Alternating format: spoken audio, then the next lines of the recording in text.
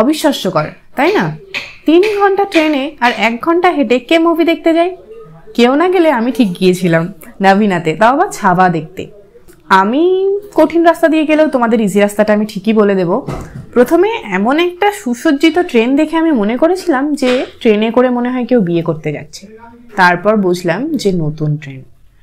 আমি হেঁটে গেলেও যে রাস্তাটা তোমরা যেতে পারো সেটা হলো শিয়ালদা থেকে 45B ধরলে 37 মিনিটের মধ্যে তোমাকে নাভিনার সামনে নামিয়ে দেবে।